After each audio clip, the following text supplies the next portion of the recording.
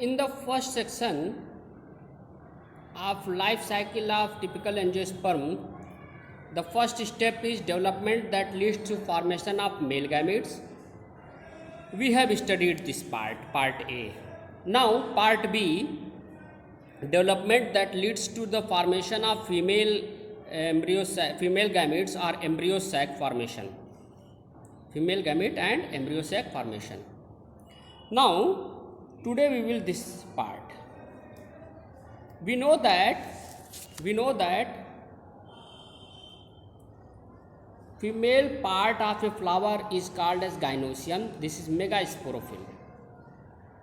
It has three parts: stigma, style, and ovary. Ovary contains ovule. Ovary contains ovule, and ovule is called as megasporangium. This ovule contains embryo sac or female gametophyte, and this embryo sac contains egg or female gamete. Now clear the concept. Very confusing. So clear the concept.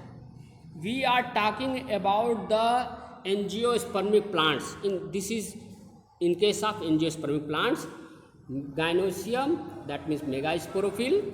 It has three parts: stigma, style, and ovary. Ovary has ovule or megasporangium. Ovule contains embryo sac, that is female gametophyte, and female gametophyte contains egg or female gamete. Now first part is development of ovule or megasporangium. Inside ovary, a small mound is there.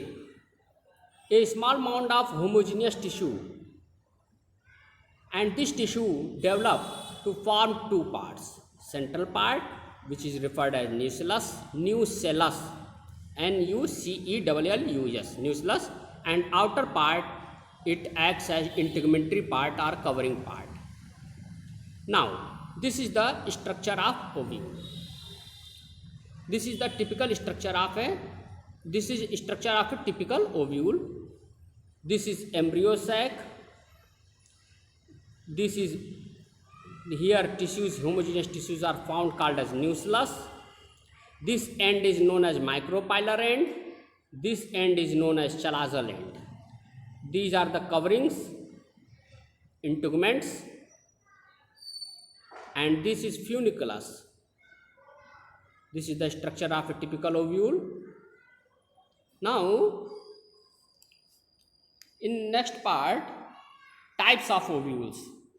On the basis of integument, the ovules are of four types: unitegmic, that means only one integument; bitegmic, two integuments; tritegmic, three integuments, and this is very rare. Generally bitegument is most common. Ategmic, no integument, like in Santalum, Chandan, Olax, etc. On the basis of their position of micropyle along with the chalaza and funicule, they are of following types. There are generally 6 types. First is orthotropous. This is most primitive type of ovule. Orthotropous. In this micropyle, this is an opening. This opening is known as micropyle. This is chalaza, and this is funiculus. The micropyle, chalaza, and funiculus lie in the same plane, straight line. Is that clear? Like in Cycas, Polygoneaceae, Piperaceae family, etc.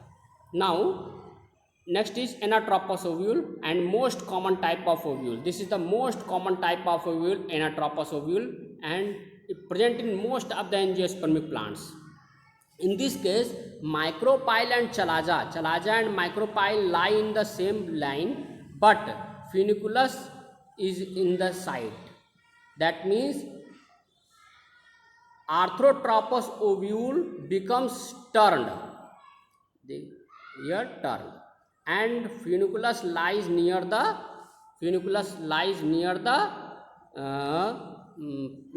micropyle. Next is hemianatropous ovule or hemitropous ovule. Hemianatropous or hemitropous, hemi means आधा, half, anatropous आधा, half anatropous हो, that is called as hemianatropous. Ovule, in this case ovule is inverted through 90 degree. In this case micropyle and chala ja in the same plane, but funiculus at the 90 degree. Funiculus is the 90 degree. This is. Next is, this is common in Ranunculaceae family. Next is Campylotropus. In this, ovule bent like horseshoe. Ovule bent, but nucellus is not, nucellus straight. In this case, ovule is bent, but nucellus is not. Micropyle चला जा not in the same plane. Micropyle चला जा not in the same plane. This is Caprariaceae family, Cruciferae family. Now next one is Amphitropus. Amphi means both. Both means here both is come for the ovule, body of the ovule, and nucellus and embryo sac. Both becomes horseshoe shaped, bent, Elismaceae family. Now next one is Circinotropus ovule. This is very rare type of ovule. In this, ovule becomes rotate through 360 degree. That means complete one turn.